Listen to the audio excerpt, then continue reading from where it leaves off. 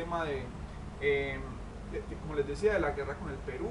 Eso llevó a una serie de inversiones del Estado que de alguna manera generaron pues como una reactivación de la economía, aunque no era pues claramente la intención pues de esa serie de medidas. Básicamente era ir pues a recuperar Leticia y territorios adyacentes. Eh, Luego en los años 30 se van a hacer una serie de reformas muy importantes, o al menos se van a intentar. Por ejemplo, todo el tema de las medidas de López Pumarejo para la famosa reforma agraria, todo el tema del reconocimiento y el cierto apoyo al sindicalismo.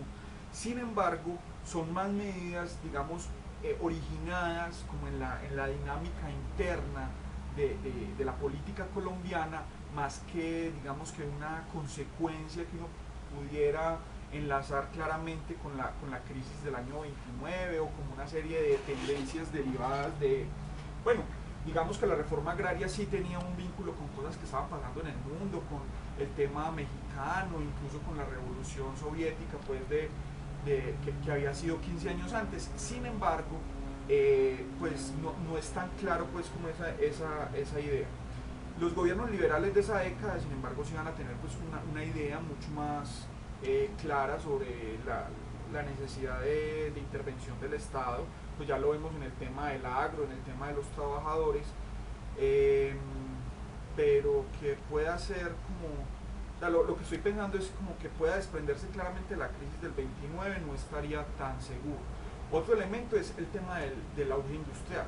Claramente los años 30 son el periodo donde la industria colombiana, digamos, que va a crecer y se va a consolidar. Si bien había nacido por allá en la primera década del siglo XX, pues sufre o vive un gran crecimiento en la década de los años 30 y va a ser como el inicio un poco de la política de sustitución de importaciones, en donde vamos a proteger la industria nacional de la competencia internacional. Viene el problema. La sustitución por la industrialización por sustitución de importaciones es una política deliberada, claramente anclada en la teoría, en todo el modelo cepalino, digamos desde finales de los años 40 y en los años 50. Entonces uno diría, ¿qué fue lo que pasó en los años 30? Bueno, en los años 30 fue una sustitución de importaciones, pero de alguna manera un poco espontánea, no deliberada. ¿Y por qué espontánea? Pues por dos razones básicas. Una es que pues, después de la Primera Guerra Mundial y después de la crisis del año 29, pues de alguna manera las economías desarrolladas estaban en otro cuento. Y con la Segunda Guerra Mundial también se verá, sus industrias estarán enfocadas en el esfuerzo bélico, no estarán interesadas en exportarnos una serie de productos, etc. Entonces, de alguna manera, pues eso permite la sustitución de importaciones. Más bien, luego cuando vimos que eso funcionó, y se le dio pues un respaldo teórico, fue que ya se implementó de una manera deliberada.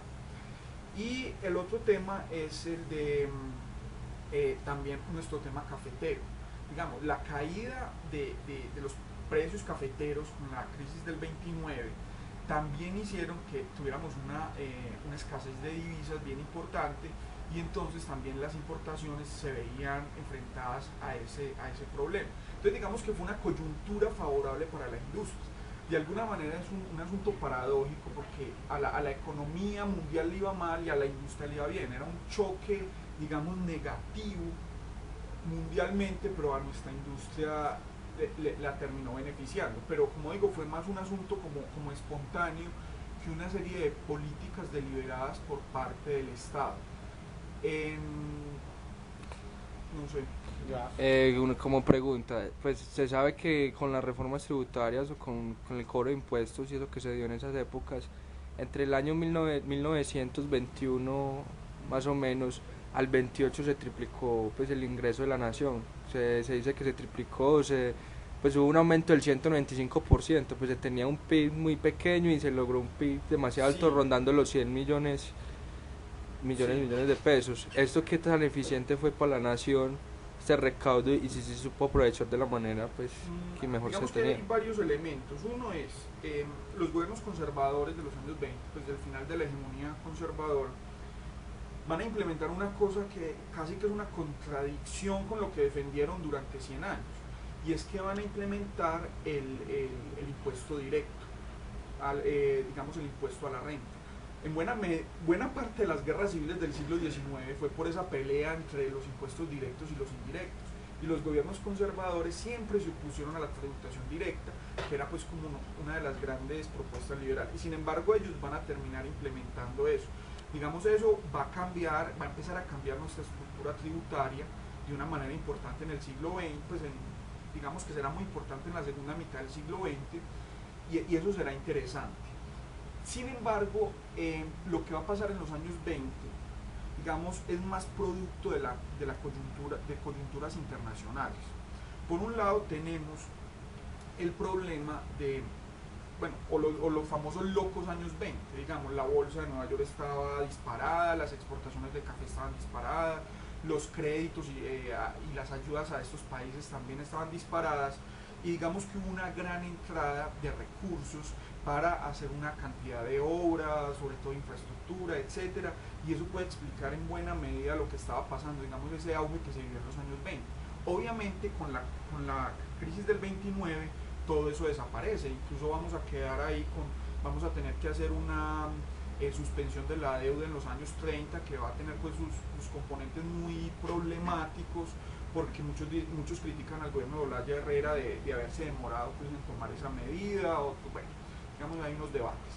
Y lo otro que va a pasar en los años 20 es la famosa indemnización de Panamá, que va a ser la famosa danza de los millones, como se va a conocer esa década, digamos, como proveniente pues finalmente del tratado Rutia-Thompson, que va a dar por cerrado ese problema, y ese dinero, digamos, se va a invertir en varias cosas, sobre todo en infraestructura, también va a ayudar a la creación del Banco de la República y a otra serie de entidades, pero sobre todo, digamos, va a haber un impulso muy fuerte a los ferrocarriles.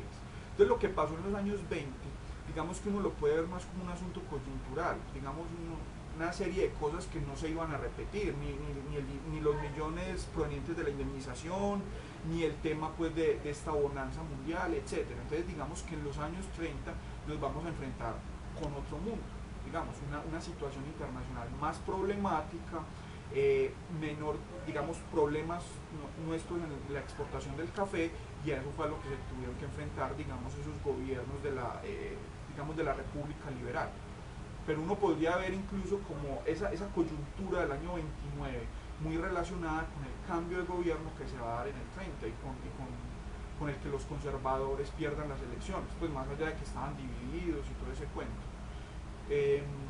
Pero sí empieza a haber un cambio en la estructura tributaria, y además pues está el proceso de urbanización que se está dando en el país, muy atado al tema de la industria, y eso también de alguna manera va a cambiar la forma como el Estado va a percibir sus ingresos. Ah, bueno, muchas gracias, profesor. Bueno, muchas gracias.